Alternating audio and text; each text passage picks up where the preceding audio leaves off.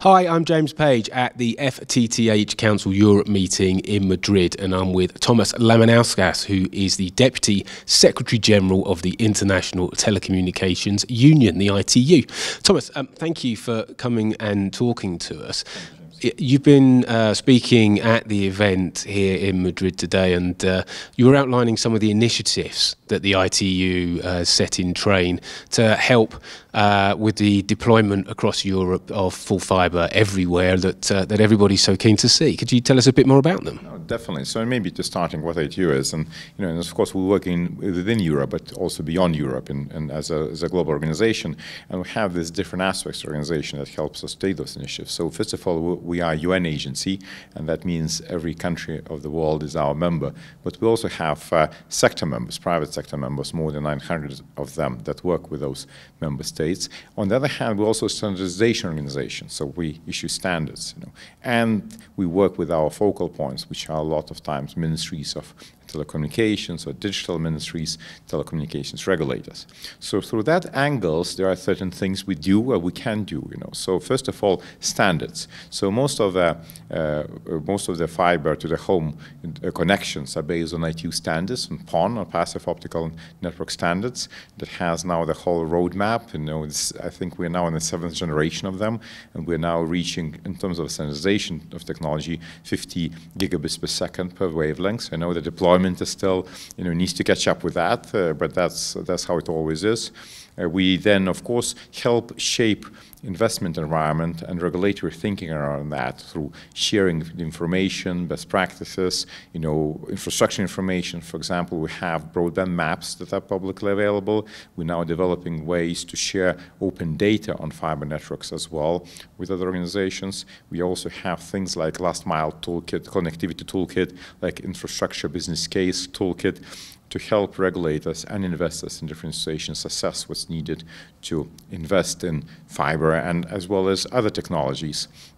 And lastly, but definitely not least, is building partnerships. And definitely this multi-stakeholder, public-private partnerships to progress what we call digital development for all. So from very rather specific ones like a Giga initiative to bring connectivity to every school and every student, where we mapped more than 2 million schools.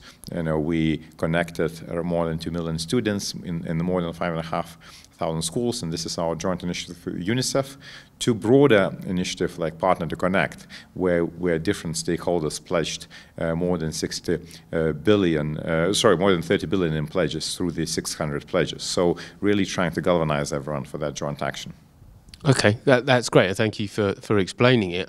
And I think conversations have moved in recent years within this sector. We were seemingly obsessed, I think, about the deployment and getting fibre rolled out. But nowadays, it's just we're also talking about making sure people are on networks. And you talk about connectivity in general, whichever the technology is. So getting the connectivity right is just as important as the deployment to you.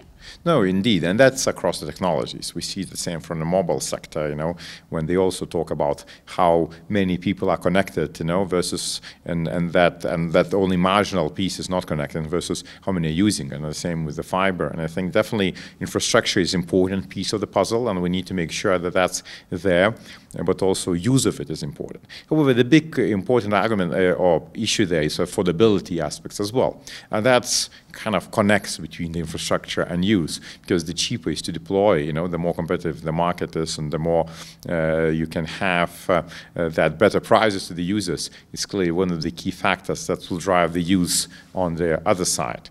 And that's, we see there's a big affordability as such, both of connectivity, then going devices, we see as a core issue across the different technology users. And then, of course, other issues which are also important, such as digital literacy, having that real user need for that technology, and is also super important. So I think this is a gamut of aspects we also need to work to, and it's important for the private sector players to look, and it's also for the governments, not just to look at infrastructure piece, but to look about digital education of their populations and also affordability, and the kind of incomes as well.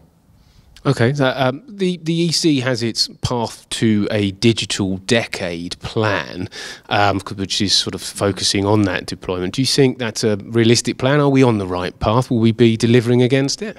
I mean, I wouldn't want to kind of comment directly on EC plan. I think it's good to have an ambition, and I think it's good to push for ambition. And we see the results, and including today, we saw, especially on the deployment part, we saw results. We see new proposals from European Commission coming of the new legislative initiatives. And again, I understand market players are discussing different aspects of them, but again, intention is clear to really push it. And I think that ambition is really showing results. From our side, we have these different ambitions on a global level. For example, our what we call Connect 2030 agenda, and that is, that is a global agenda, but in a similar vein, trying to really, make sure that as many people are connected, but they are connected in an inclusive way, connected in a meaningful way, and also taking care of the side effects, like, for example, resilience, making sure, and we heard that word as well, make sure that resilience is really taken into account from physical to cyber resilience, make sure that we take care of inclusion so that everyone, is not, including rural areas and different less included groups are connected, and also contributing our positive bit to the challenges such as climate crisis. And again, it was really encouraging to hear that the FTTH Council also have now sustainability group to look at that. So I think that's kind of corresponds both on the global and European level, and I think ambition then allows to drive the development as well.